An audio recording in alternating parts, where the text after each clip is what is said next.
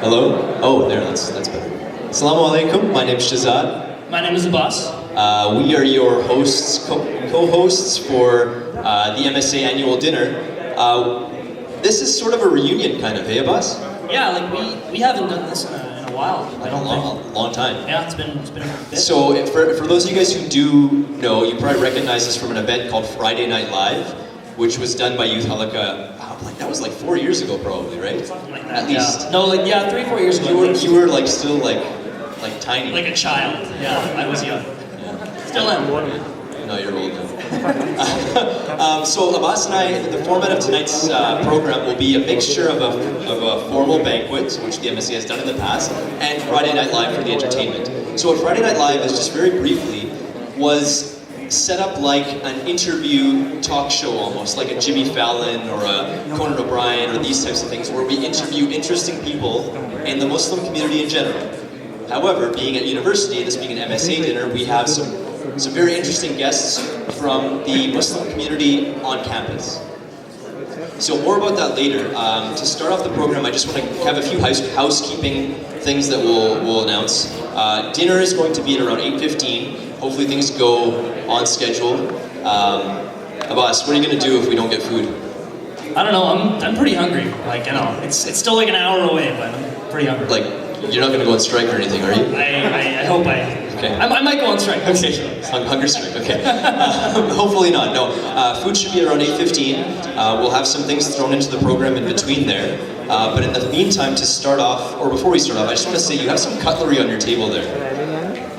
We're using the same cutlery for dinner and dessert, so please don't throw away the fork or spoon or knife if you whichever utensils you use. Hold on to them because we'll be keeping them for the rest of the evening, hopefully. I mean, if you do throw it away, you can probably ask for another one, but we want to be safe and be conscious of the environment, right? Absolutely. Okay, so... Everyone's ears are... I think everyone's still here. Oh, there we go. I'm louder now. I'm louder. Okay, good. There we go. Okay. That's not fair. Okay, so to start off our program, we're going to have a recitation of the Quran from Brother Ahmed Musa. Can I call him up to the stage, please?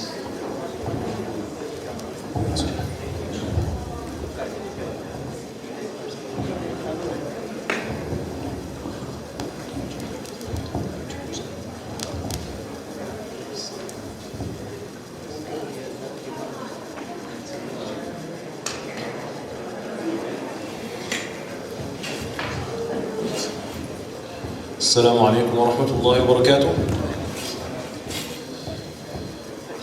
أعوذ بالله من الشيطان الرجيم. بسم الله الرحمن الرحيم.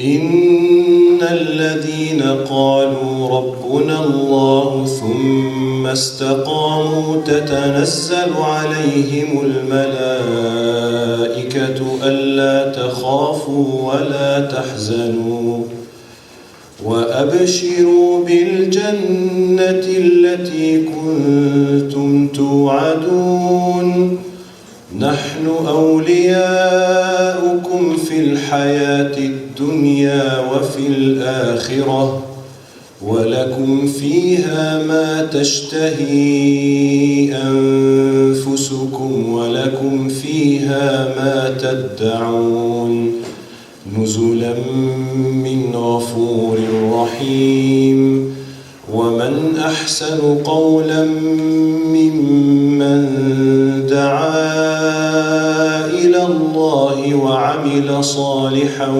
وقال إنني من المسلمين ولا تستوي الحسنة ولا السيئة ادفع بالتي هي أحسن فإذا الذي بينك وبينه عداوة كأنه ولي حميم وما يلقاها إلا الذين صبروا وما يلقاها إلا ذو حظ عظيم وإما ينزغنك من الشيطان نزغ فاستعذ بالله فاستعذ بالله إنه هو السميع العليم صدق الله العظيم. Thank you very much, Brother Ahmed. I'm going to read the translation now. Indeed, those who have said, "Our Lord is Allah," and then remained on a right course, the angels will descend upon them saying, "Do not fear and do not grieve, but receive good tidings of paradise which you were promised."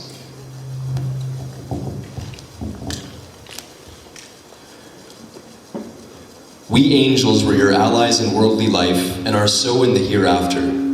And you will have therein whatever your souls desire, and you will have therein whatever you request or wish, as accommodation from a Lord who is forgiving and merciful.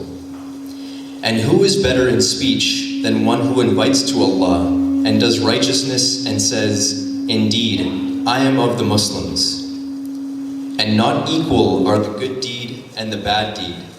Repel evil by that which is better, and thereupon the one whom between you and him is enmity will become as though he was a devoted friend.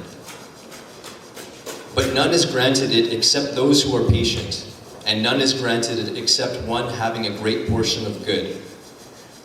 And if there comes to you from Satan an evil suggestion, then seek refuge in Allah. Indeed, He is the hearing, the knowing. Thank you very much, Brother Ahmed, for the recitation. Now we're going to be starting with the formal part of our program. So, Abbas, what's the first part that we have here? Let's take a look. Okay. So,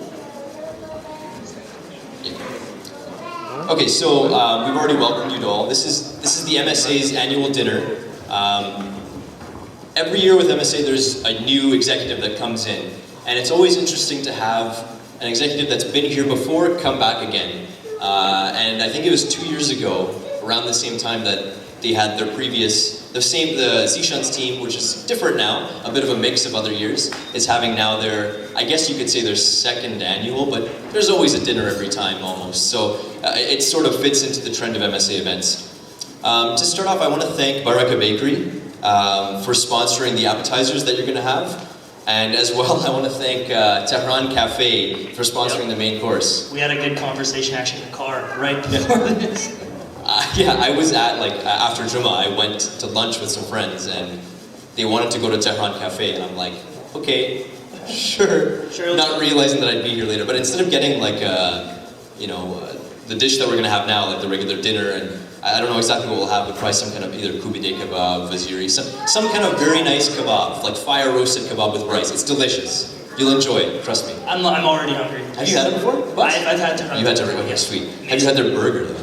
Never had the burger though. So my brother told me about the smoky burger that they have. That sounds... And it was, like, anyone here who likes burgers, and maybe you only eat zabiha or you only eat halal, go to Tehran Cafe, get the smoky burger.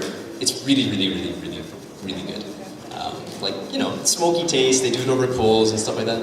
It was a good burger. So look forward to the same level of quality in the dinner that we have today. And I'm not sure who's giving dessert. I actually don't even know what dessert is. Maybe we'll have an update for you on that later. But in addition, we wanted to thank Zahra Zakaria, who is the photographer for the event. I don't know if you just want to wave. Yeah, she's over there. So if she comes by your table and takes a photo of you mid-bite, then you can tell her to delete it. I don't know if she will or not. That's about it for housekeeping, I guess, right? So, do you want to call up our next? Yes. Right now, I'd like to invite up Mariam Razak to present a slideshow for the MSA's programs. So let's have her up here.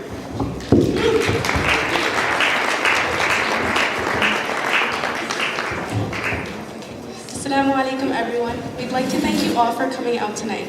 So shortly we'll be playing a slideshow of the events that this year's MSA team has hosted to serve the Muslim community not only here on campus, but also the Muslim community at large.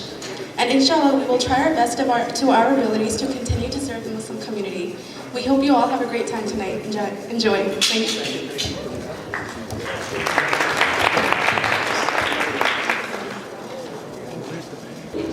Go back to Assalamualaikum everyone.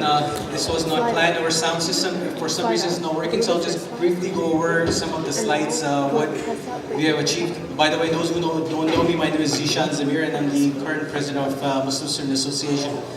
This is our new logo. We worked on it, and this represents how Islam kind of unites us, as you can see, how we are all united together.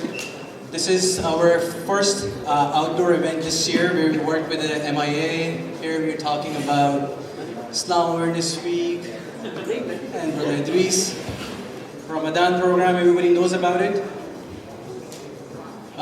We serve different way this time. We prepare all the food in advance and serve it to everybody. Taraweeh on campus. This is our Eid Salah, first time in University of Manitoba. That's me right there in the middle. And closer.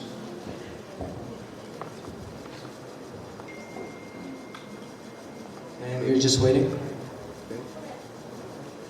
That's me giving the awards. I don't know why I'm standing like that. And these are all our volunteers who helped us throughout the month of Ramadan, all 28 days. Without them, it wouldn't be possible.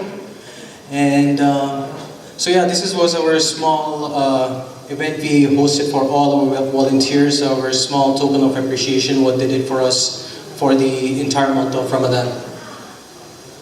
And this was first MSA's soccer team. Now because everybody has free gym membership, what comes in your plan or university. So this was our first soccer team, and alhamdulillah, my team took really good care of it, and everybody, we have about 30 people on our team right now. That's our team again. Some of our members, soccer fanatics we call them.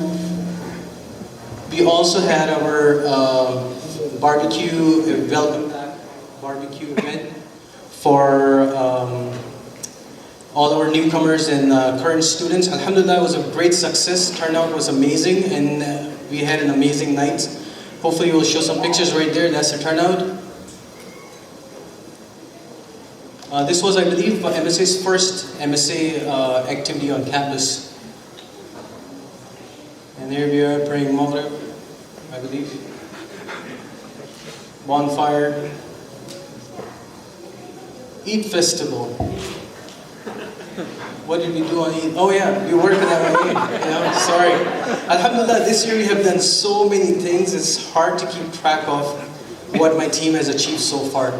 So this was our Eid event where we worked with the MIA, Manitoba Islamic Association, those who don't know. Thank you. That's our Instagram. I think it's still somewhere in the masjid or maybe in the storage room now. That's Mariam. I don't know who this guy is.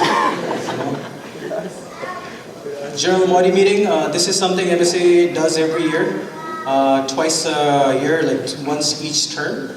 And the purpose of these meetings are to hear what our general body or general members have to say, we get their feedbacks, and then we work on them. That's obviously our MC, Shahzad. We did host a lot of halakas, almost 3 halakas per month. So Shahzad was one of the speakers, and good thing about our halakas was this year, we went live online. So if you can't come for any reason, you can watch it online.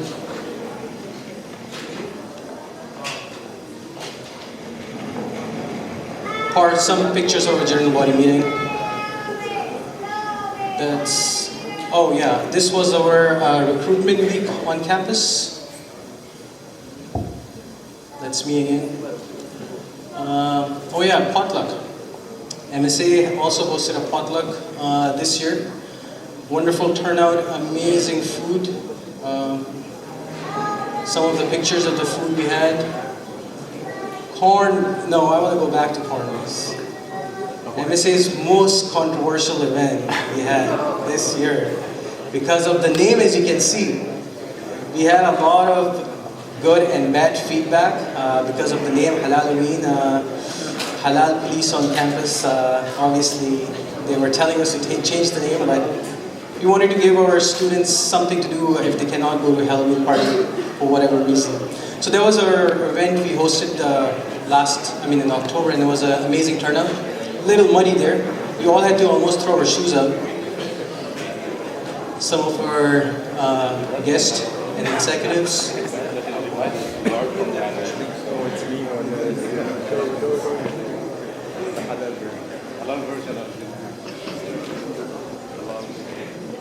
Movie nights, MSA brought it back this year, but we did it in a different style. This year, our movie nights were based on what people generally have to say, and it was based on their suggestion. And all our movie nights obviously are free. This is something previous MSA brother Furqan, I believe he's in the room today. He started, I met him. I don't know where he is now, I hope he's still here. So he started that, and then obviously we continued, but this year instead of showing only Hollywood movies, we showed different things. I hope that's almost it, because I'm really thirsty. Oh yeah, one more thing this MSA decided, we tried our best, not only this MSA, but previous MSAs talked with AMSU and university food organizations on campus to provide our students halal food, but it was just not possible. There were so many barriers that we had to, climb. But so what MSA decided that we started bringing our own food. Some was cooked by our amazing aunties. Some we bought from different restaurants, and we sold it to our students with bare minimum profit. So that was a very successful sale, alhamdulillah. And halaqas nights, as I talked about. More halaqas, brother Joe, amazing brother, very helpful. Of course, this guy, man in black, Nafaba, I don't know if he's here, he should be here somewhere. Also another brother, Jesse, he did an amazing talk on Islamic banking, or how to be, how to start your finances when you're living alone all by yourself. Shazad once again. Sister Warda, she was our first host or someone who organized a halaqah for the first time in MSA, a sister who organized halaqah. Great success, great turnout, and amazing talk. Brother Idris and Joy Dot. Some of the programs that you will see are run, most of the programs are run by MSA, but MSA always encourage others to, if they have a program, if they have any ideas, they are more than welcome to start something on their own. So Joy Jots was run by Sister Zainab Tanuki. She was our previous president. So this program is only for sisters, and it runs every Monday. Move. This guy, those who are on campus, who go to this masjid, who go to this campus, if you ever see this guy, Ron, please thank him for keeping our masjid super clean. He does an amazing job. He puts an extra effort to keep our masjid in pristine condition.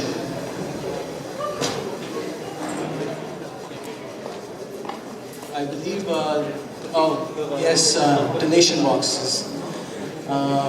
This is our donation box that we made. We had a very small mailbox. It was really hard to, put your hand inside, especially when the gym membership was free. Everybody's becoming bigger and bigger.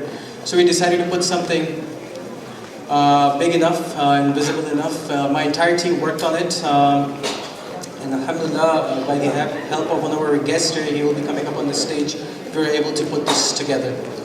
And I believe this is pretty much it. I will pass the mics to our MCs, and thank you so much for listening to me.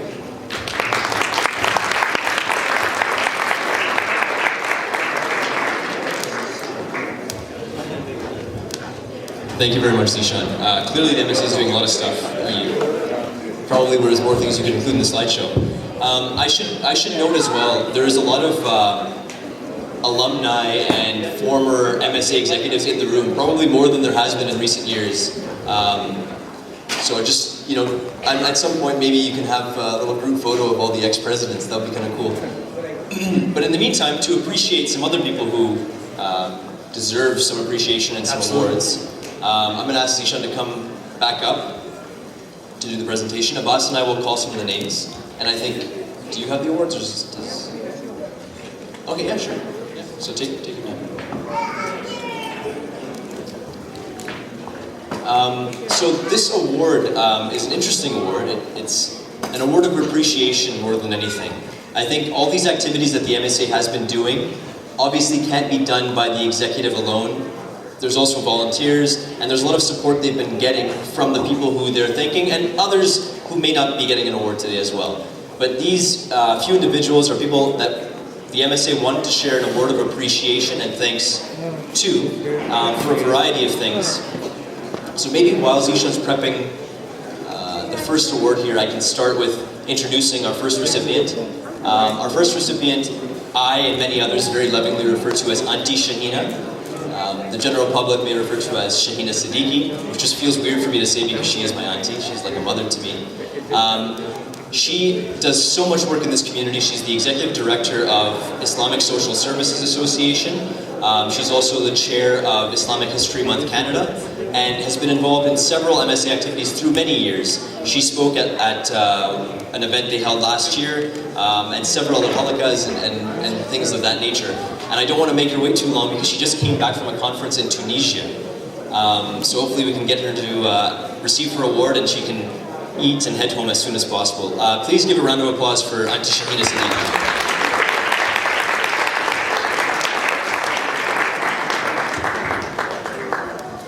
And I'm thinking the photographer might be taking a picture too, so.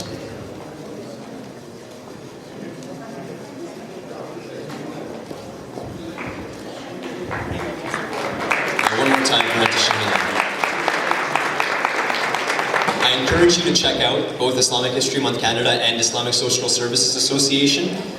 They're in need of support from the community, and I encourage you to look at what they do in the community and their website and their Facebook page and try your best to attend their events and support them as much as you can.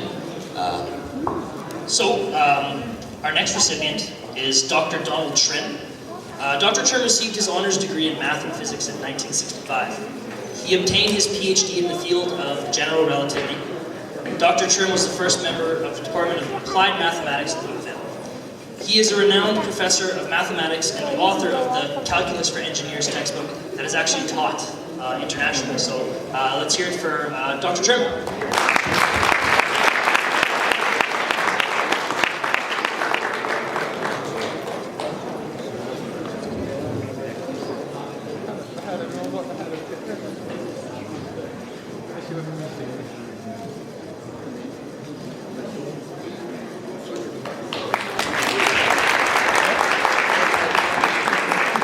So next we have Dr. Sarah McKinley.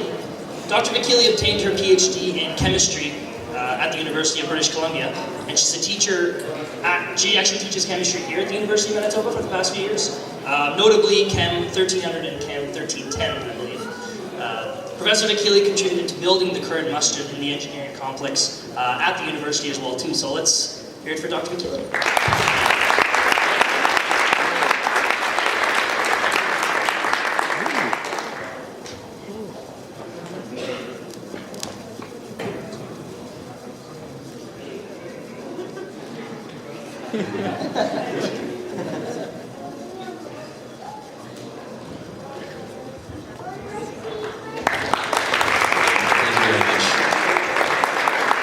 Our next recipient is Dr. Idris Al-Bakri. Idris Al-Bakri is a clinical medical physicist at Cancer Care Manitoba and is currently finishing up his last year of a three-year term at the Manitoba Islamic Association. We're not sure if he could make it today, but is anyone else here from the MI who could receive his award? Lubna, who's Sister Tasneem. Sister Tasneem is the MI office manager. She's like the backbone of the MI. If you call them, she's the one who answers. So I think she can receive the award in the administration. But just to give you, I mean, Idris is not accepting the award, but in his stead, Idris has been a big part of MSA National, which is a larger body of several MSAs throughout North America. He's been part of a program called Compass that they run, which is a leadership training program for new MSAs. But let's give it up for Tasneem as well, too.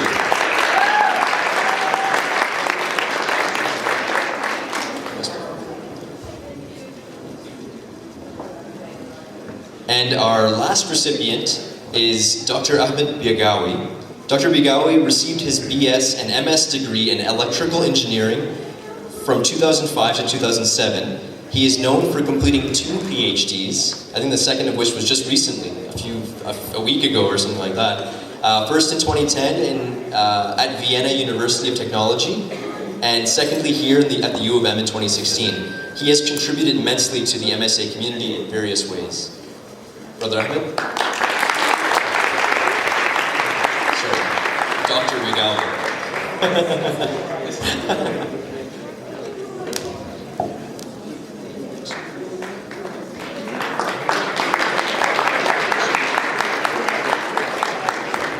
Once again, for all of our awards recipients, please give them a round of applause.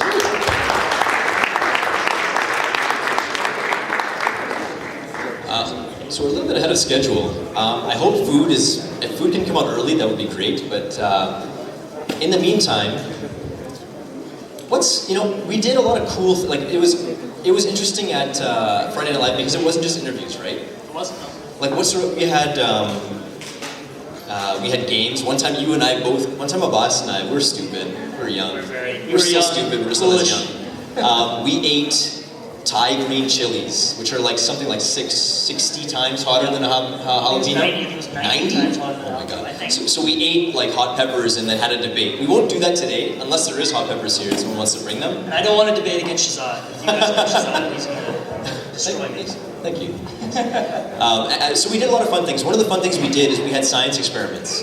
So we did foam, cool colored things and stuff like that. So we had a lot of interesting things. Absolutely. And I think we're going to carry on that tradition in some way today as well.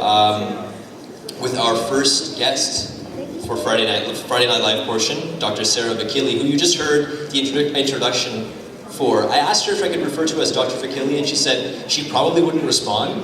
So I'd like to call Sarah up on the stage. Let's give it up for Sarah.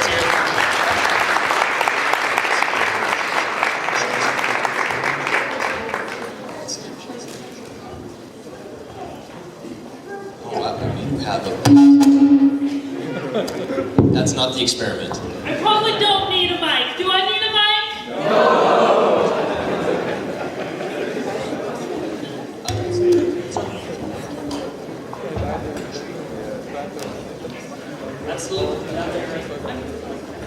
She's used to lecturing to first-year students, so she definitely doesn't need a mic. Take a seat. Take a seat, Sarah.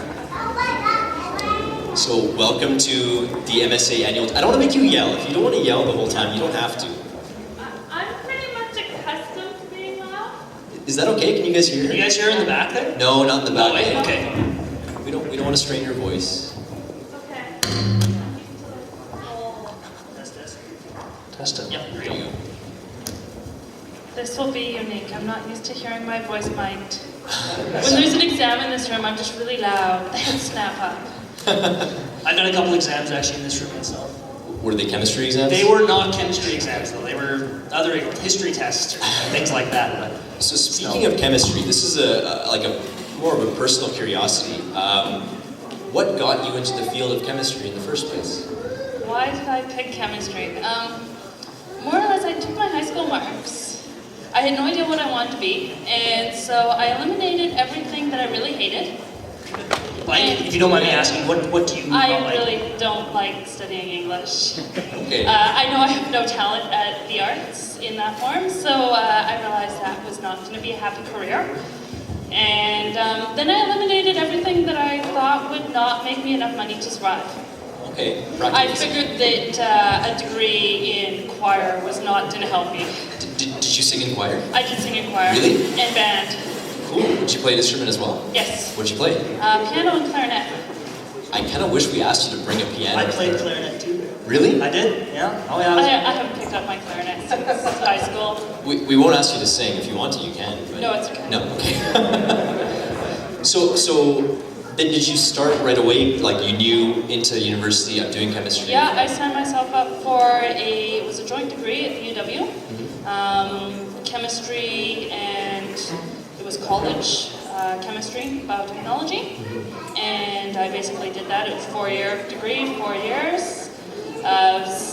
Some terms you had nothing, and other terms you were taking a crazy 6 courses on 2 campuses. And you survive, get your degree. Yeah. So then you've been a professor for how long?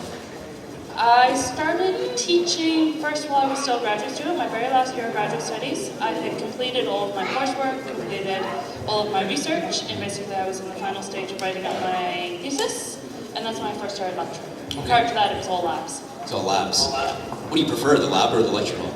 They're different. Okay. Labs, you actually get to know your students.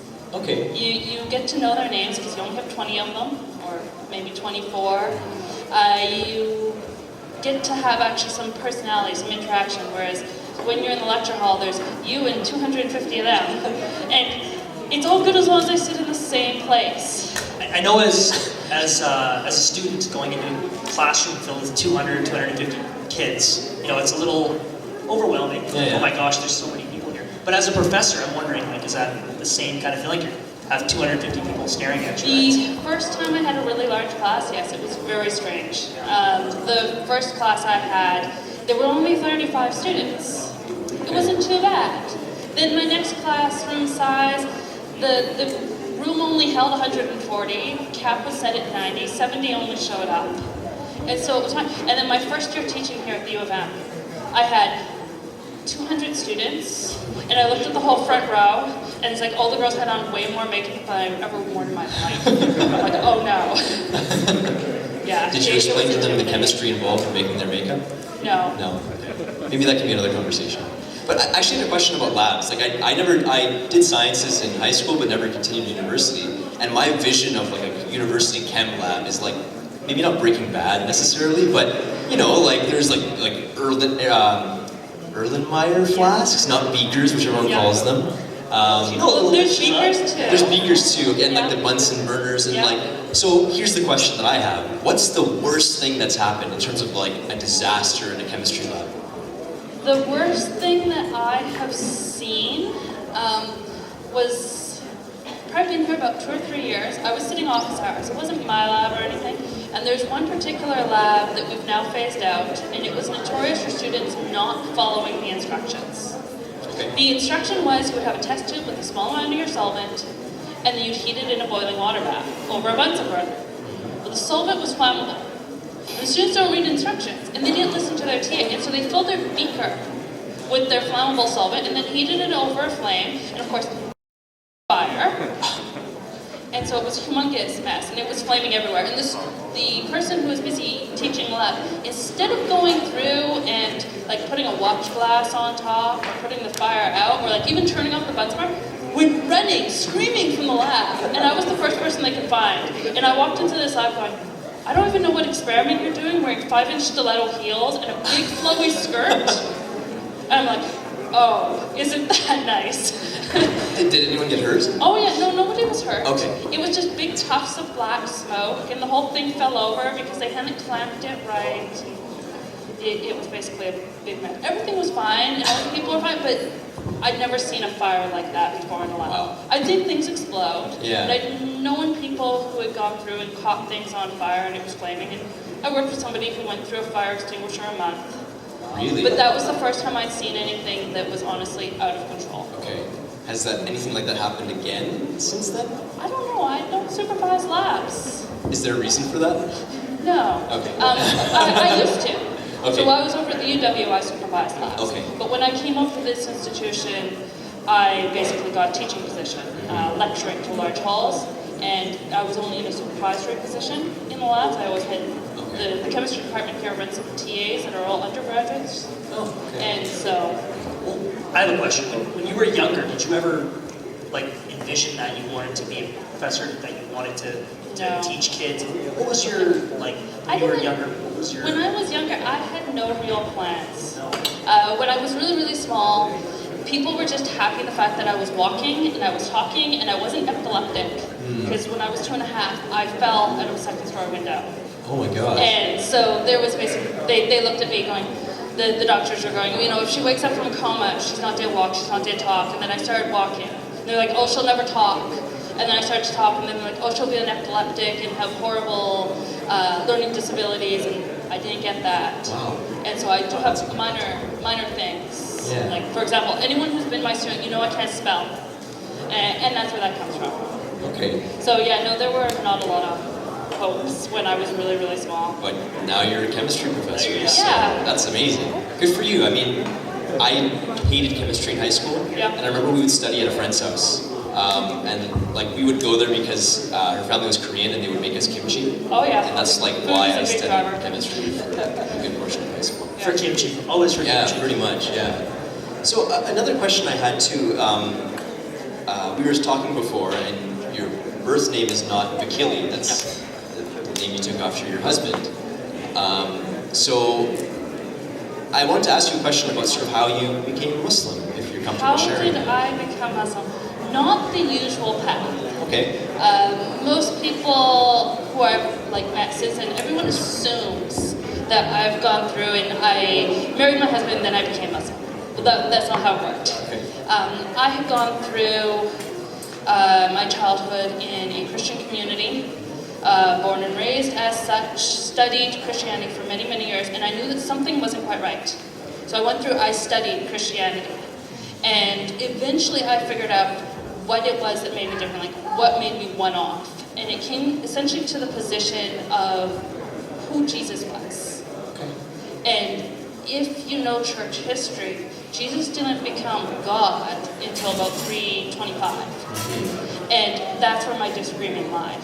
And so I decided somewhere in high school that Jesus would be a great prophet. On your own? Yeah, on my own, because I couldn't comprehend why I thought he should be God. It made no sense, and it was a made-up concept. And so I entered into university going, okay, if I'm not Christian, what am I? And so I signed myself up in first year for a world religion course. And I went through the entire course. So am I this? No. Am I this? No. Am I this one? No. Am I this one? No. And eventually we got to Islam. I'm like, so far everything is good. And it's the closest fit to what I believe. So there's certain cultural aspects that are missing because I didn't join it for a cultural reason or for what everyone else was doing. It's based upon actual belief and basis in the Quran. So that was before high school, or in high school. Well, my ideas came before before I had finished high school. But then actually identification that, okay, there are other people out there like me, that didn't happen until I was in university. That's amazing. I think people want to give you a round of applause. I think we should. Why not?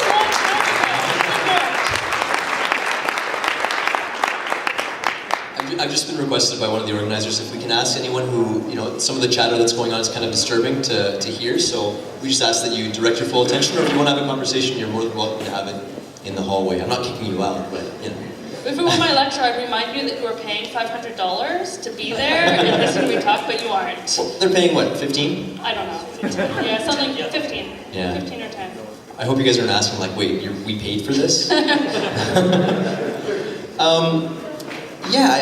I think part of the reason why we wanted to invite you to be a speaker here is because we wanted to highlight interesting people on campus who've been here for a long time and who've contributed to the Muslim community on campus. And as Abbas mentioned in your bio, you were pretty instrumental in helping to establish this mosque here. So can you tell us a bit about what that was like, what your role was? My job, basically, the previous area that we had, does anyone here actually remember the previous area, or is it just like me I and remember Dr. too. Okay, there's like 4 of us in the room who will admit to remember. And if you ever saw it, the sisters' side was dangerous. Like, Dangerous? literally dangerous. There were these little rolling, screens, and they were on wheels, and the wheels stuck out. And if you have depth perception problems like I do, I can't drive because I can't judge how far away the edge of this walkway is. Yeah. You would go down to sujood, and I would have to feel around to figure out where it is, because otherwise I'd whack my head on it. And when all the brothers were there, they'd go through and they would basically push it back, and you'd try to cram in 20 sisters into a space that was the size of your table. Oh, wow. And it was horrible. Yeah. And because we were going through it, the space was not fixed. And the space, though they would move back and forth, and if the brothers hit them, they would fall over onto us. Wow. And basically I said, no, this is dangerous. Somebody's gonna get hurt at some point. And we switched over to curtains, hung them from the roof, which is where we started, and there was a lot of opposition right at the beginning.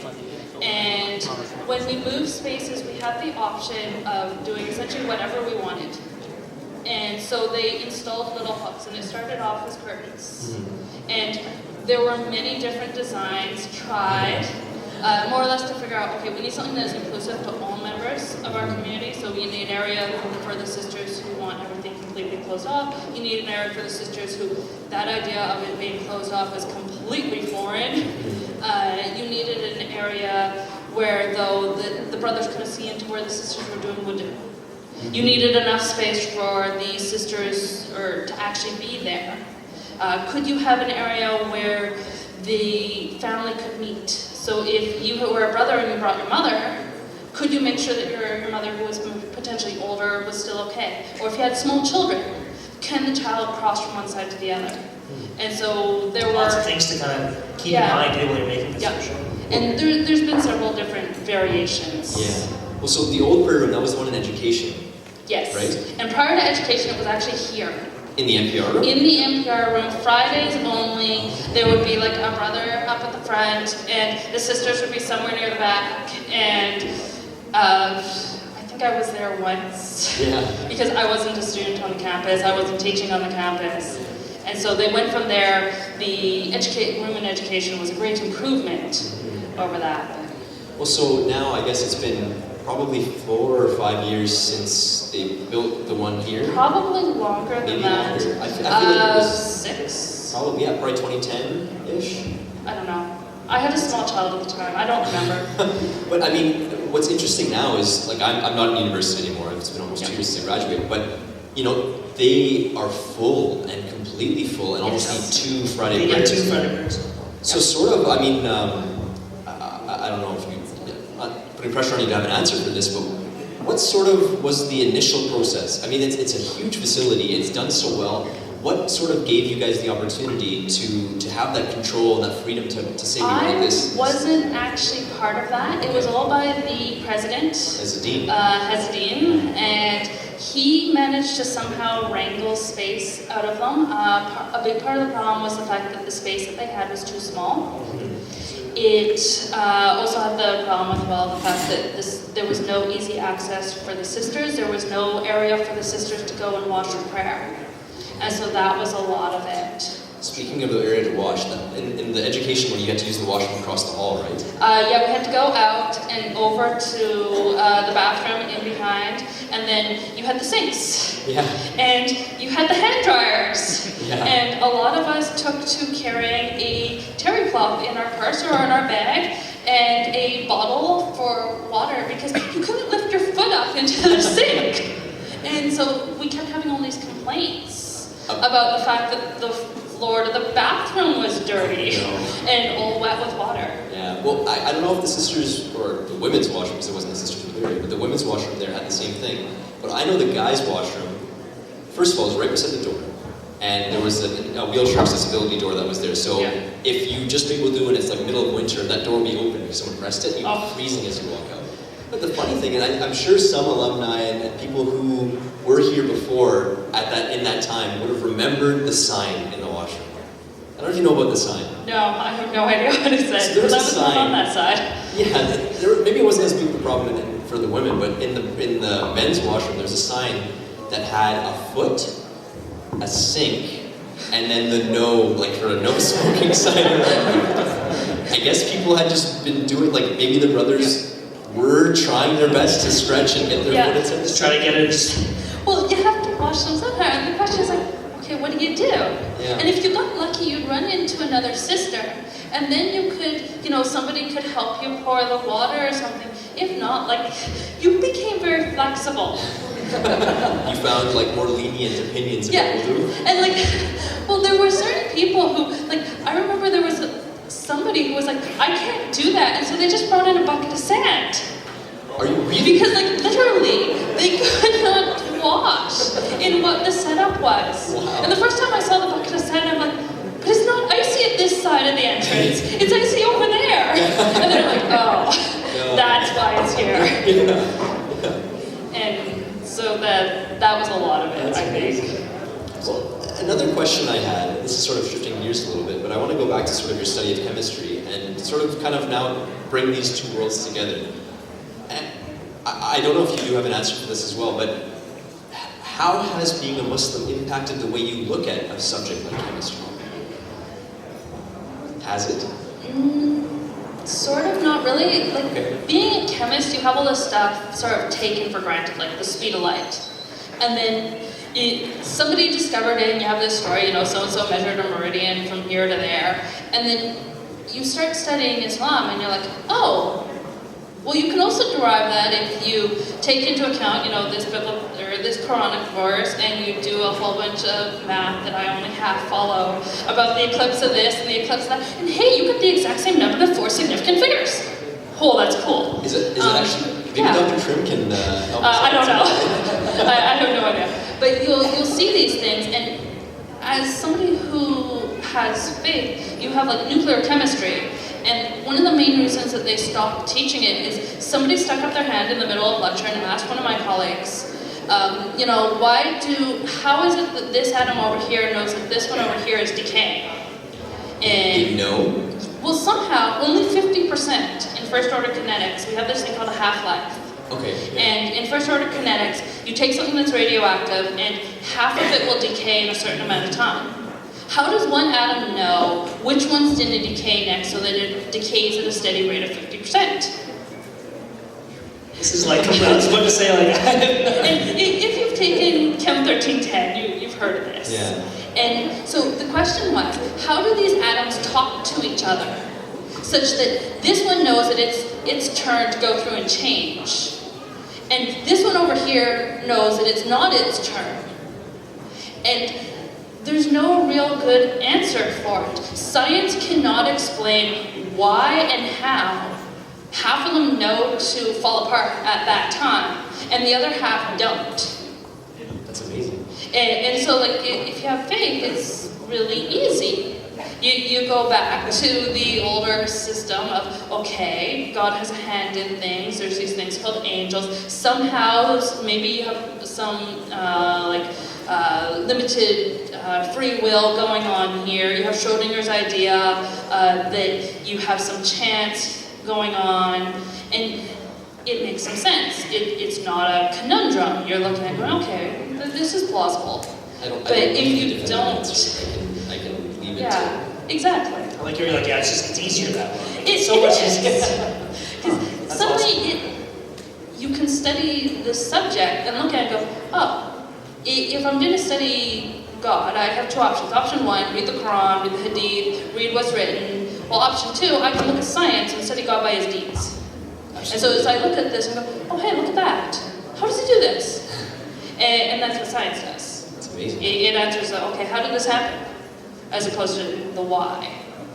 That's already taken care of.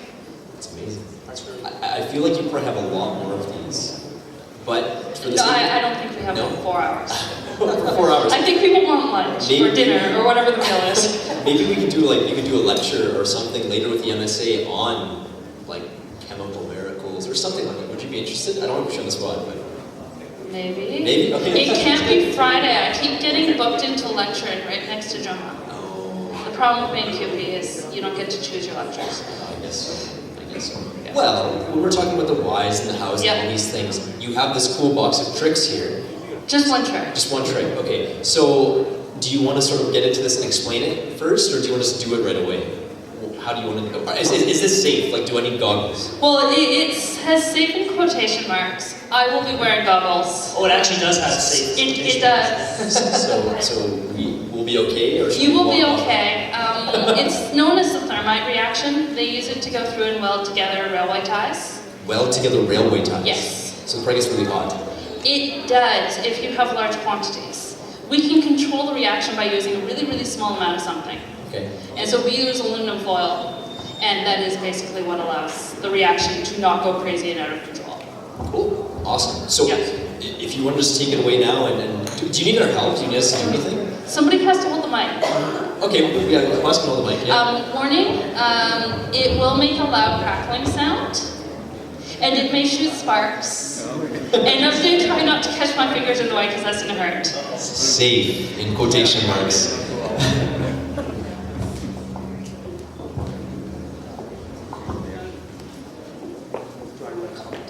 So she had, like, these are gloves here. What are these gloves? The gloves are basically to protect my hands from the molten metal that say go flying off. Okay. And also, if I go through and catch my fingers in the middle, I'm hoping that I'm not going to horribly bruise them. I hope not too. That would be bad. I've done it before in lecture. It's all good. Okay. I'm just always worried that I'm going to like catch myself on fire. Please don't. Do we have someone on standby with like an It's extinguisher? okay. I'm sure I'll figure it out. So you do. Her husband put his If hand that down. happens, then it's most likely to be the hijab, and so that's coming off. Yeah, rule 1 of chemistry lab. You got to be prepared to take things off if you have gone through and lit yourself on fire. That's where we live, lab coats. So I don't know if you guys can see Yeah. this, but there's like, oh, you might want to back up. Yeah. So she has one ball wrapped in aluminum foil and one that's not. The same thing. Oh, rusty. That one's rusty. That's like rust. That's, well, okay. Okay. Yeah, back away. I'm so scared. Oh. So are these like warm-up swings? No, this is what it does. This is why it's safe. Okay. So it's fairly small. If I get it just right, it will be quite a few, and the molten metal actually comes off. Okay.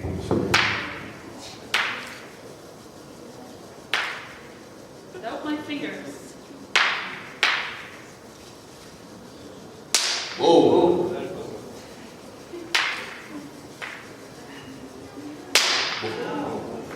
Can you imagine having like prayer beads made of those? Or like, actually, that's not a good idea. Sorry, you shouldn't do that.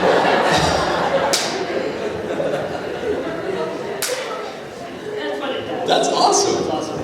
That's good.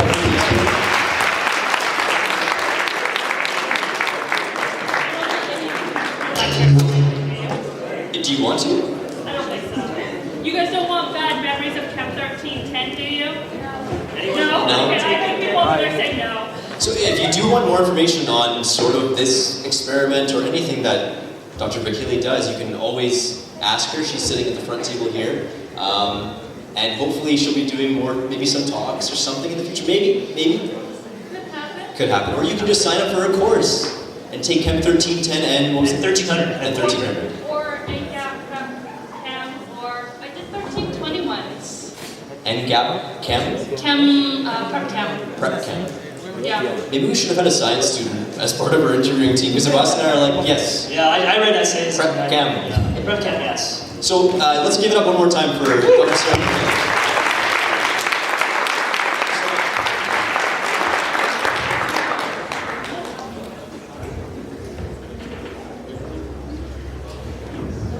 That was so cool. Really cool, eh? Yeah. Sparks like flying everywhere too. It's like, I think I had a toy like that actually as a kid. Like two little, my brother's nodding because it's like two little marble type things that you would drop on top of each other and they make that. And I remember on the packaging, the guy was all cool and he had his like hand behind his back like this while he was dropping it. So I hurt my fingers a couple times, but it wasn't as loud as that. It kind of made the noise. Oh, Dr. Idris is here. You want to stand up? And we already gave your awards to Sneem. She accepted it on your behalf. But maybe just give a wave and let's give it up for Dr. Idris. He's just finishing his 3-year term. I think he's the first, you're probably the first MIA president that had an actual 3-year term. May Allah bless you and, give you some time to rest now. Okay, so one thing I was told to mention is the MSA actually arranged to have a Snapchat filter. So I don't know if you want to just do this right now because we have some time to kill. Maybe everyone, if you do have Snapchat, take your phone out and we'll do like a simultaneous photo or selfie if you don't believe in selfies. I'm not a big selfie fan, but why don't we all take our phone out, see if this works actually. You want to try that right now? Yeah, I'll try it. Let's see how to find it. You found it? Oh, you want us to take a selfie with it? Is it your phone or my phone? Oh, I see. Okay, sure. But there is a filter. Do you guys see this filter, the Snapchat filter? Do I just swipe after your photo or before? I think it's after. I don't take selfies. This is like the maybe 10th or 11th selfie I've taken. Okay, so Hold on. Oh, I see it here, yeah. U of M MSA annual dinner. Okay, so can we fit everyone in here? That's not gonna work, is it? Boss, you can get that light as well. Can anyone turn that? Can someone turn that Just light off. the light off on the projector, please? Just maybe flip the. It's like a little screen. Oh, thank you. I'm not sure if I do it. I don't know how. There you go. Okay. I don't know how to do this, Abbas. You want to do it? I think you have longer arms anyway. I'm a selfie professional. Let me do this. So our debate that we had with the hot peppers was about selfies. It was You about were in favor of selfies, selfies, yes. and I thought they were lame. Yeah, so who's in favor of selfies here? We got a couple, okay. Who's There we go. not in See? favor of selfies? We have more that are in favor, I think, of selfies. There's a lot of neutral people. You guys are good. You're being diplomatic. That's good. Okay, let's try to get everybody in here. Yeah. I don't think we can, but okay, there.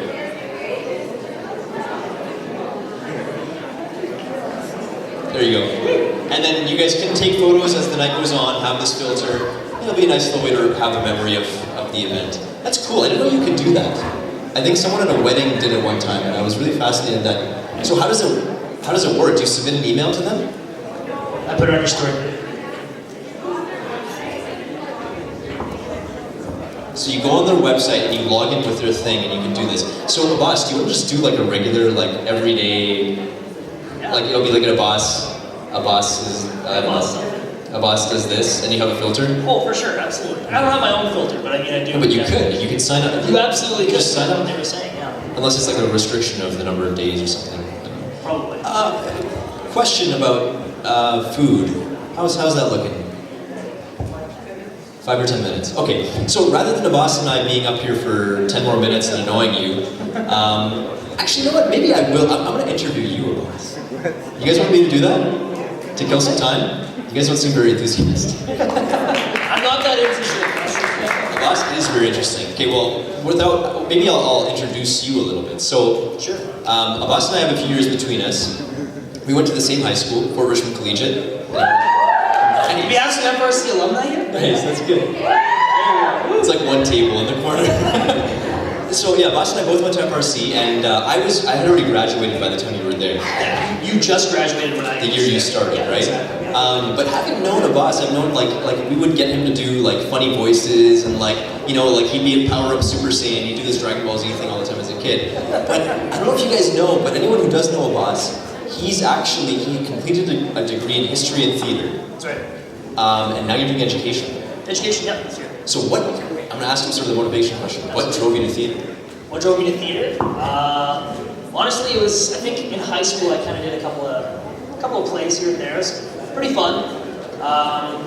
When I took intro to theater here at the university, I just thought to myself, wow, okay, this is kind of cool. This is a similar kind of feeling that I had in high school. Getting involved in something, right? And just being somebody else up on stage is really cool. Kind of working on different characters and stuff. It was just fun. It's good. And so now I'd like to hopefully teach that to other kids in high school. So I think it'd be really good. But have you gotten around the whole like first day laughs that you're gonna get? Oh my gosh, yeah. So I'm currently student teaching at a high school, Vincent Massey, just down Pembina. And my last name is Butt. I don't know if you guys know that or not. It's Abbas. I'm not even joking. It's Abbas Butt. Like how do you spell it too? How do you want me to spell it for you? Spell it. B-U-T-T is how you spell my last name. So that was really interesting. I was just sitting in on a grade 10 improv class. Oh yeah. Oh closer. Yeah, I was sitting in a grade 10 improv class, and I guess the teacher kind of introduces me. This is a student teacher. He's going to be with us for a little bit. And she told me to introduce myself. So I said, hi class, my name is Mr. Butt. And immediately 20 kids in the circle just burst out laughing, right? So a couple of them were kind of quiet, and then when I started laughing, it was like, okay, I have permission to laugh now. The guys gave me permission to laugh, so... But see, you're students in high school, right? In high school, yeah. So can you imagine if that was like grade 3? In elementary school. I'm really happy I didn't go into a younger school. Mr. B for short. Well, or do you embrace it? I embrace it. That's good. I 100% Don't be embrace ashamed of it. Yeah, no, for sure. Mr. Butt. And the thing with that is that it's really memorable too. Like, we have a bunch of student teachers there that kids don't remember their names, but I'm in the halls and people are like, oh my god, like Mr. Butts. How's it going? And they remember me and they tell their friends, I have this guy in my class, his name is Mr. Butts. So it's kind of interesting. So That's great. a good thing, I would say. No, Definitely embrace it. yeah, sure. Embrace your culture. Go hide it. 100%. Love it. I don't know if you know what is like. Do you know the meaning of the word? It's in Punjabi. It's, I honestly don't know. You should ask your parents. I can ask my dad, yeah. Find out. I'm curious. 100%. Okay, I'd love to hear more about you, but I already know about this stuff. You already know everything about this stuff. Most things. But just to, before we go to dinner, I think there's a little bit of delay. I want to move to another part of our program that we're going to have later, but we'll do it now. Another very interesting artistic guy. He's around here somewhere. Most of you know him. He used to have an afro, like a really big, cool afro. Really cool afro. I hope he grows it back. I want an I hope he grows it back. I can't do it though. You might need a perm. Yeah, I know. Yeah. Okay, so many of you guys know him. It's Yazin Hamad. He is an active member of the MSA. He's 19 years old. He is from Palestine, lived in Dubai, is studying electrical engineering here at the U of M, and has a great passion for soccer and writing. And writing is not just regular writing. He does spoken word and a lot of interesting things that you'll be able to hear very soon. But he began writing in 2015 during a time when he took time off of sports because of an injury. He considers writing his way of expressing himself and to communicate his thoughts. So I'd like to call up Yazin to give us a little taste of his spoken word writing.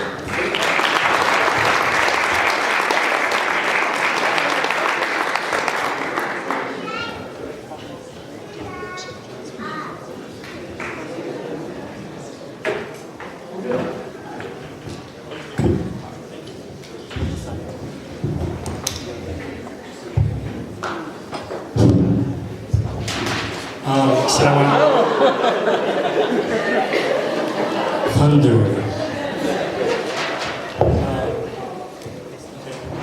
Assalamu alaikum, everyone. Just a test. Can the guys in the back hear me? Zafar Javed, can you hear me? Good. Okay. Before I start, I would just want to ask if everyone can be quiet, because I don't like when people talk over me. And yeah, this is hard. I would like to dedicate this spoken word that I wrote to a special friend who's here with us tonight, and anyone out there who's struggling with mental illnesses, so please listen.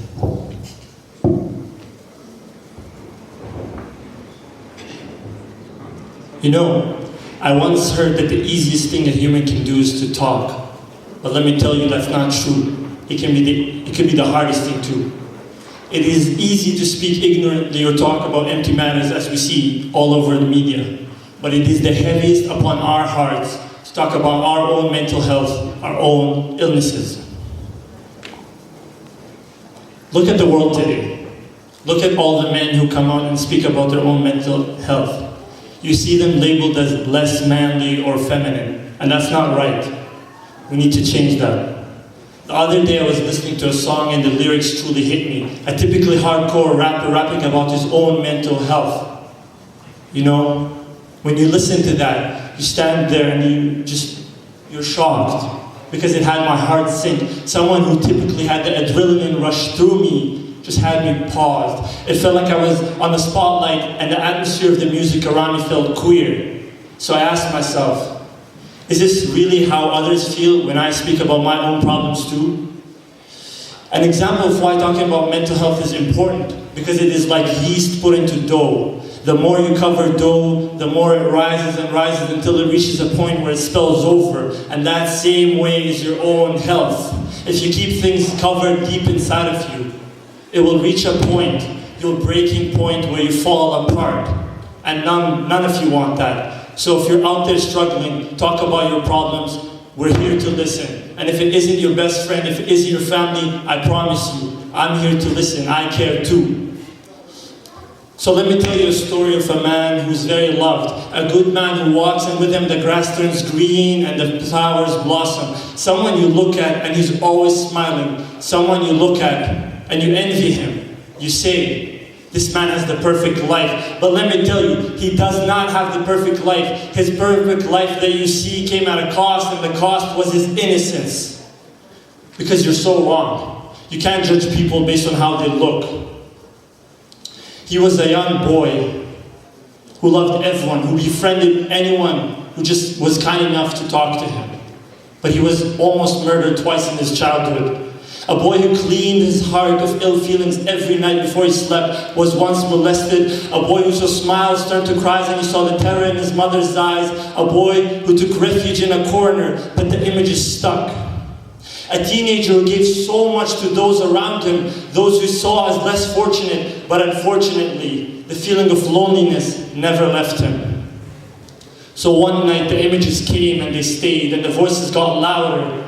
Unable to handle it anymore, he took a handful of pills and he swallowed them, and the tears rolled down his face, and he fell. He fell, but he was lucky enough to wake up the next day as if nothing had happened. But the voices never left him and the images kept coming back, so he attempted again. Oh, how ashamed he was of attempting again. He was lucky though. He was lucky that he survived twice. He took the wrong exit because he was in a mood that he just couldn't see, tunnel vision. So, what did he do after twice? He decided to talk about his problems. He took the path to healing.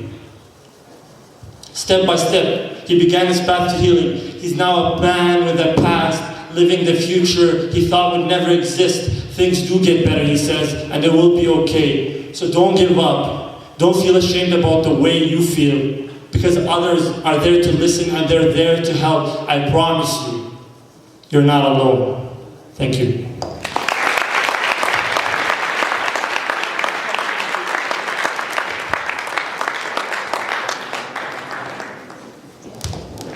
Thank you very much, Yasmin. That was awesome. I'm going to ask this of a lot of people who come up. Maybe the MSA could have some sort of creative writing thing or spoken word thing, and I think it would be really cool for Yasmin. I know a few others, I don't know if they're all here, but there's other people in our community who do. This is kind of like a growing thing, right? It's really cool. So I think food's ready. So it's going to be served to you at your tables. I believe there's a few carts going around. It's served like takeout style so that we can be environmentally friendly, is I think part of the idea, so you don't have dishes and stuff like that. But at the same time, if you want to leave or you want to take it home, you already have it conveniently packed up in a neat little box. So this food is from Tehran Cafe, like we were saying before. Like we were saying before, yeah. So I don't know what it is, but I really hope you guys enjoy it. They're going around to you, and hopefully we'll get to each table very soon. Enjoy your dinner. We do have another interview. We do have another interview afterwards. Yeah. And again, save your cutlery because you'll need it for dessert. So enjoy the dinner. Thank you very much. Thanks, guys.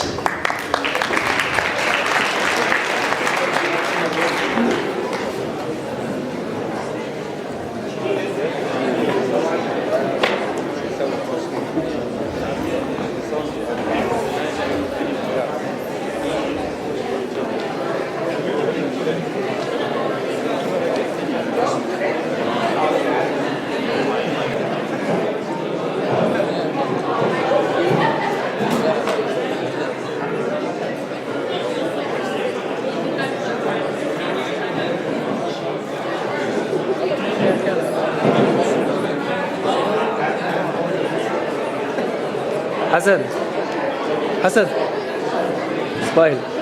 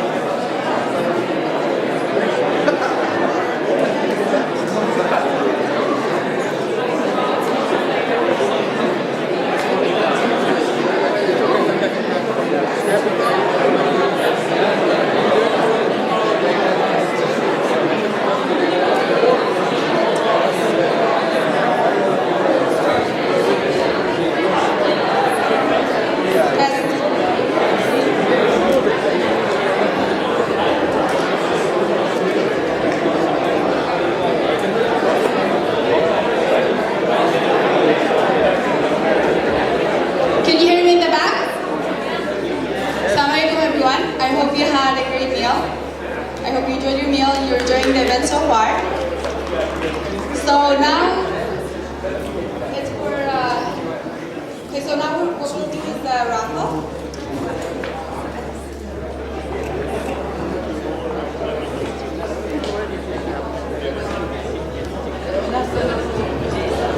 Okay, so pay attention because I'm gonna draw 3 numbers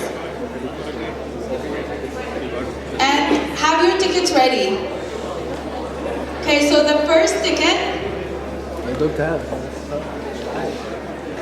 number 68.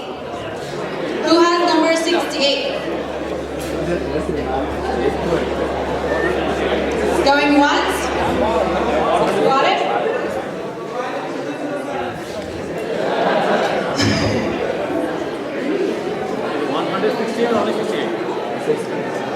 Going twice? Number 68.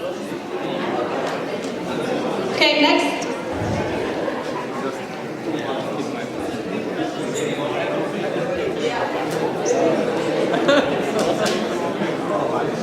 Number 130.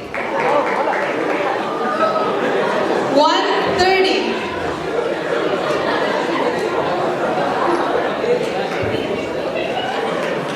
Let's give a round of applause to Samira.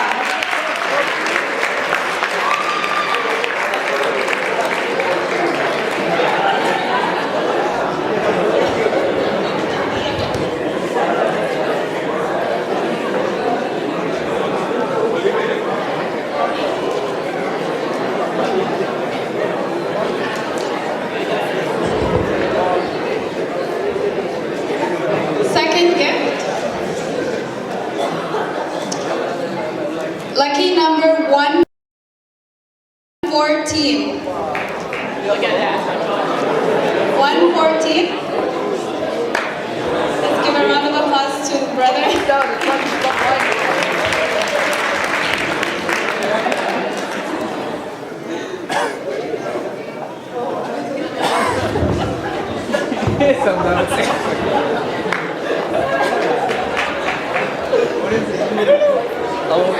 Last present for the evening. We'll go to number 169.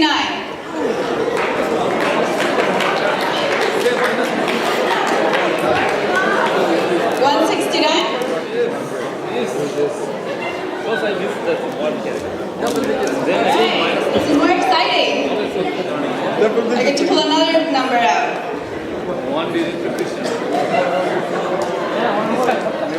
Number 124.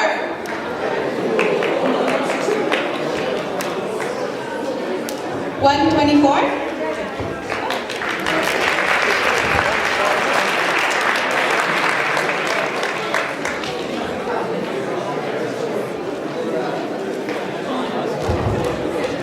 That's it for the gifts. Thank you, everyone.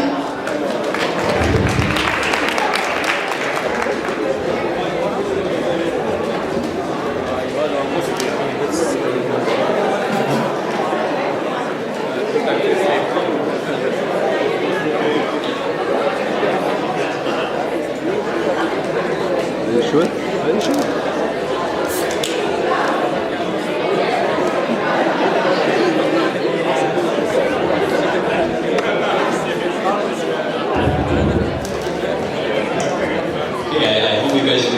Dinner, or are still probably eating it right now. As I said, they're conveniently already in take-home containers. So if you want to take it home, you can just pack it up and take it home. That's what I'm doing for mine, at least. But we want to move along with our program right away. But I just want to say as well, the falafel that was on your table, the appetizer, that was from Baraka Bakery. The main course was from Tehran Cafe. Baraka Bakery's far away if you live in the south, and it's all the way in North Maine, but the food is amazing. And one year, I always bug the MSAs. Every year since 2008, I've always bugged the MSAs because in 2008, there was an MSA West Zone conference that was held at this university, and the catering was done by Baraka Bakery, where they literally got whole lambs, like whole roasted lambs. It was really, really good. I think some people are nodding because they remember that. So maybe the new MSA, like, you know, you guys can do something like that again. It'd be really nice. delicious, delicious food there as well. I encourage you to go and try both Tehran and Baraka Bakery out. But it's not design. So again, there is no sound. Well, I think one of the guys from Baraka Bakery actually is here, Abdullah. I'm not sure where he is. Give him a round of applause. He's waving over there in the back. They did a great job with the food. Check out the restaurant. Amazing as always. Actually, something very interesting to note. Starting in 2017, if you show your student card, this is according to Anson, if you show your student card at Tehran Cafe, you get 10% off. So, nice. Nice. You can get that smoky burger for like... I need to get that. It's cheap. It's relatively expensive, or not? It's relatively reasonably priced. It's not very expensive either. So. Okay, so we want to move along with our program, and we actually have a second guest for the sort of Friday Night Live interview format today. You've already heard the introduction that we had earlier for him, and Abbas, you mentioned something about relativity, like studying relativity, which is pretty much making him the Einstein of U of M. I'd like to call up Dr. Donald Trim to the stage.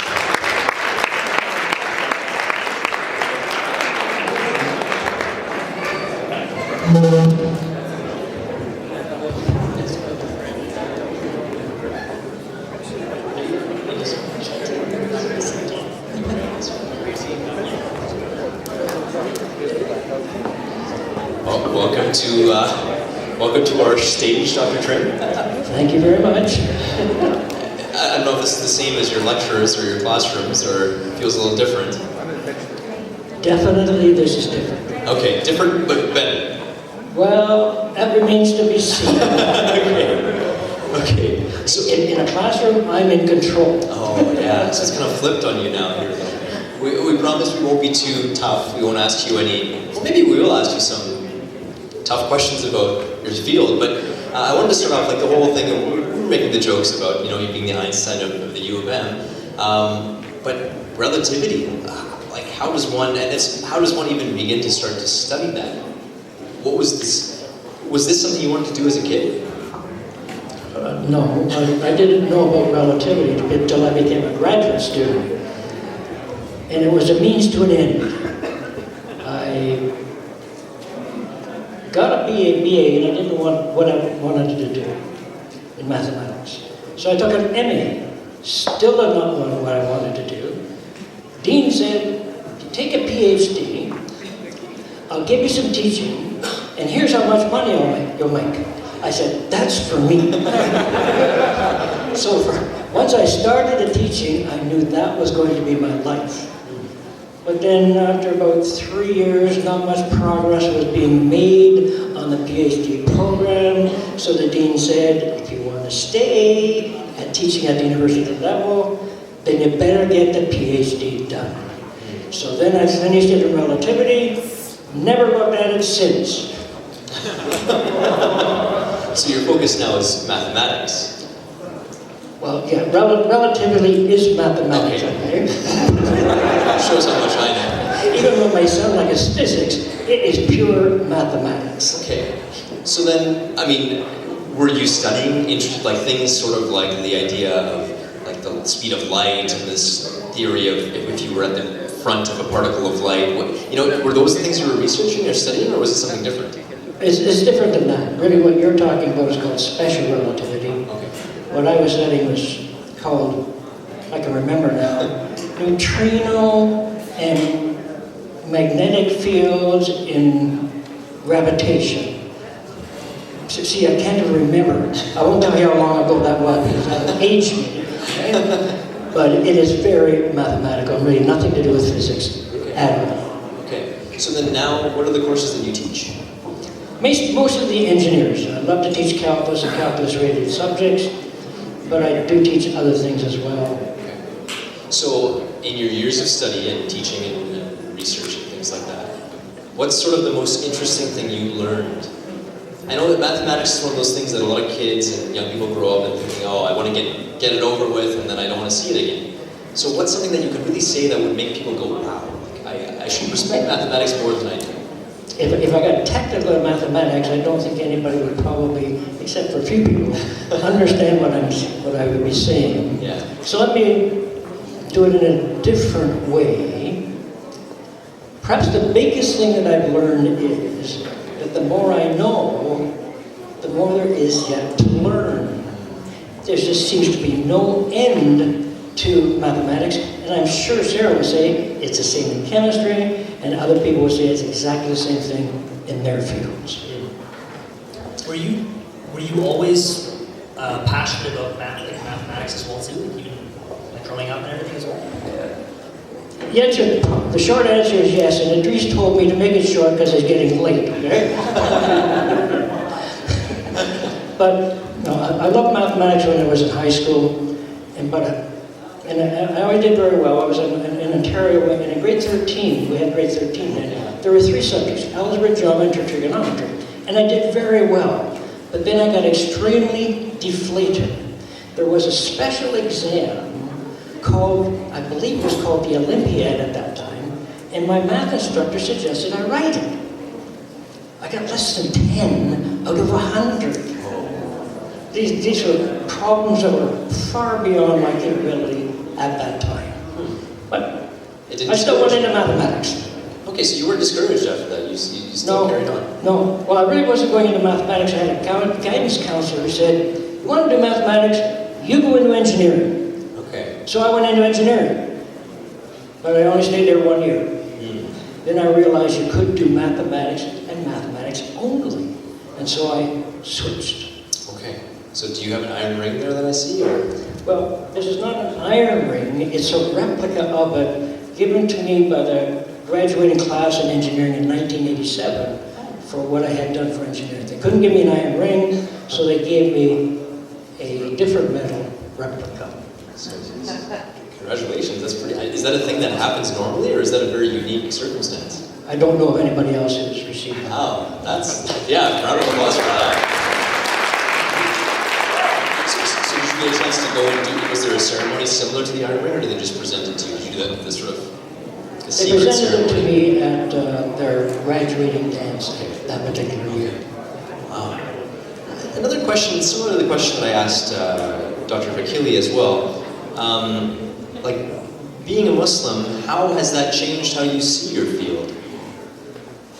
Well, it was one of the things that drew me to Islam was the fact that when I grew up in a Protestant religion. My parents were not religious at all. I went to church and I went to Sunday school because all my friends did. But the thing that bothered me most in those religions was you accept by faith and faith alone. We can't explain it, just accept it. But Islam requires you to be inquisitive. It wants you to think about it. It wants you to reason. And that fits totally into me as a mathematician. Because I want to prove everything that I want to talk about. Now, I can't prove the existence of God. I don't think anybody can. There's evidence for. But it's that kind of mentality was one of the reasons I went to Islam. That's fascinating because I think even now, it's something that everyone needs to realize about Islam. Like for people like Abbas and I who were born into it, we may take that for granted. It's sort of, this is our faith, this is our family's tradition, we've done this for years, and we may not have the same critical mind that you're speaking of. So I appreciate you speaking about that because I think it's something that we, Muslims of any age should really try to appreciate about the faith. So I appreciate you sharing that. How long have you been Muslim for, if you don't mind me asking? Pardon me? How long have you been Muslim for, if you don't mind me asking? 20 years. 20 years. So I have 6 years on you. I've got more years on you that are not Islamic. Yeah, on everything else. And as well too, I don't know how, were you involved at all with the MSA in previous years? With sort of these consultations for space as Sarah was, or? No. No, okay. But I do see you often at the prayer room here. If I'm on campus, then I will go, yes. Okay. If I'm not on campus that particular day, then I'll go to Waverly or I'll go to Ellis. Mm-hmm. But if I'm on campus, because I'm teaching, then I certainly will go to this. Okay. So you teach calculus right now? Is that right? At this particular term, Right. I'm not teaching. Okay. Under an old contract, if you reach a certain age, and I won't tell you what that is, then you either retired or you semi-retired. So I chose to seminary, which means I'm not teaching this term, but I'll do my teaching next term. I don't want to show off the other question. My other question is, as mentioned in the bio as well, you wrote the book that's being used now. Yes. So what is the process like for writing a textbook, especially something so technical like mathematics? Long. I'm like Sarah. When Sarah was answering one of your questions, she's answering for me. She said, you asked her why she picked that field, and she said, I eliminated some things.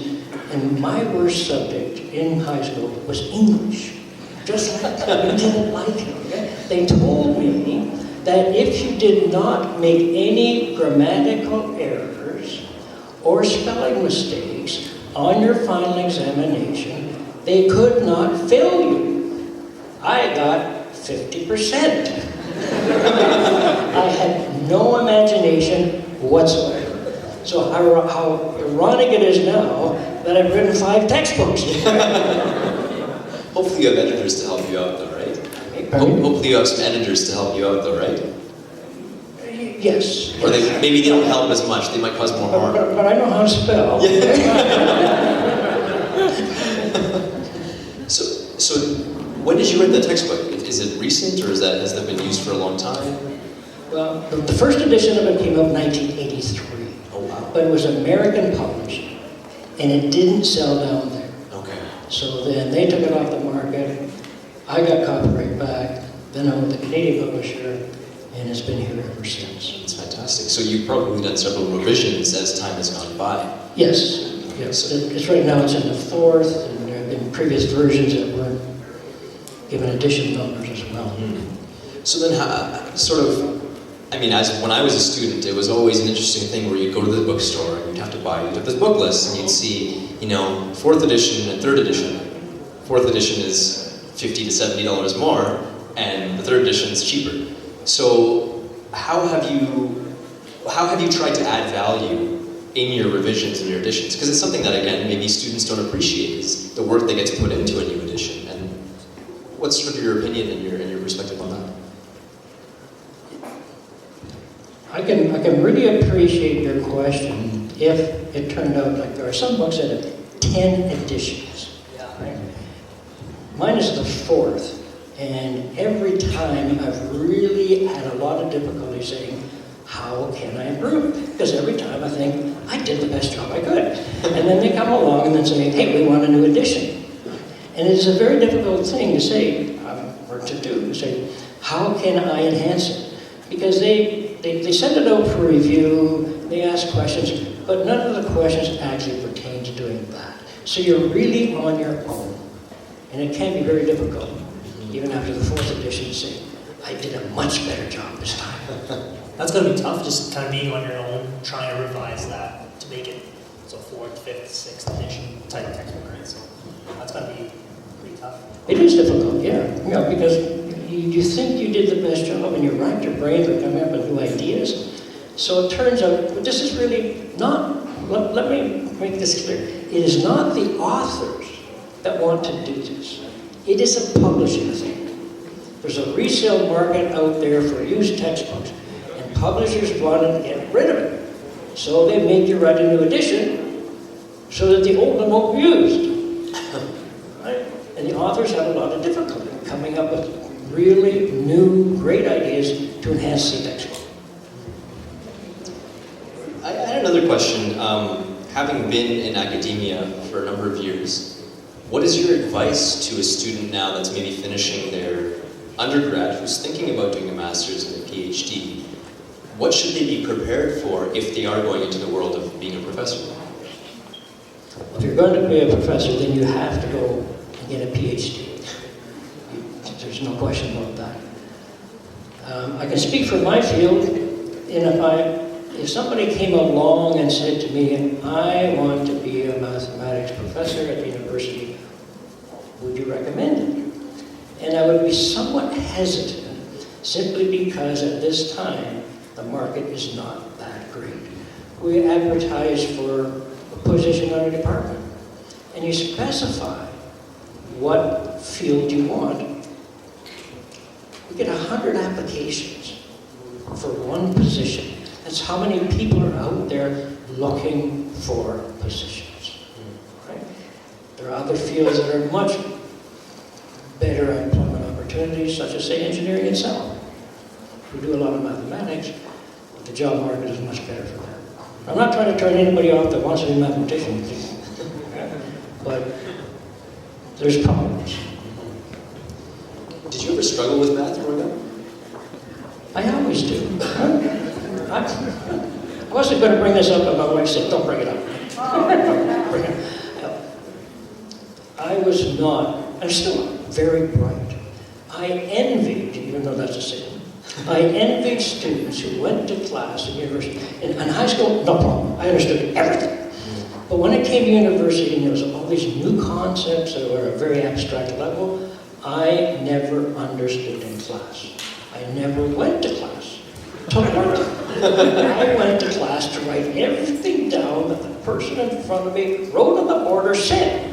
And then I went home and I pulled all the books on the subject that I could find, and I learned it. And I learned it well. I didn't have any life, but that doesn't.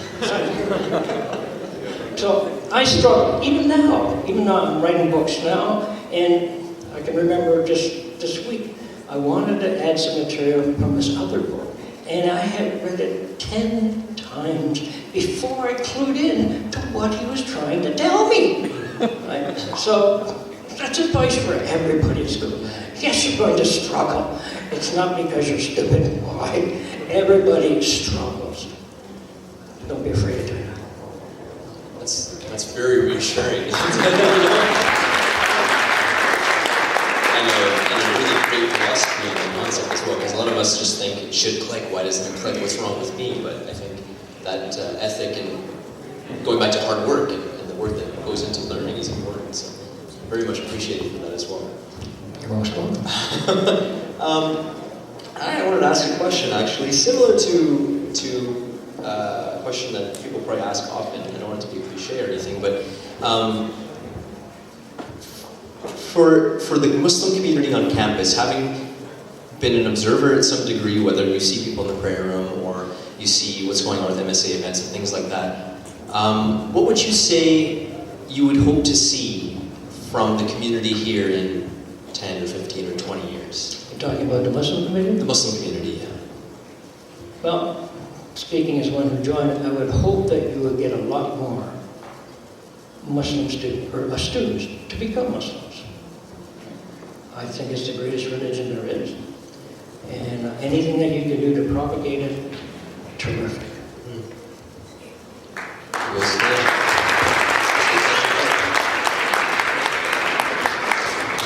And then my other question was more along the lines of, perhaps this isn't the opinion of everyone or a lot of students, but it is the opinion of a group of students that tend to sort of see universities as a place to get a piece of paper that will give them a job. I don't know if you're feeling that with your students or not, but do you feel that the pursuit of knowledge and understanding and curiosity is sort of leaving the university? I think there's a lot of students that do have that opinion, and that's unfortunate, right? That they're here only to get that piece of paper to get the job, as you say. Yeah. They should not look at it that way. When I speak to my students, I say, especially the engineering students, I say,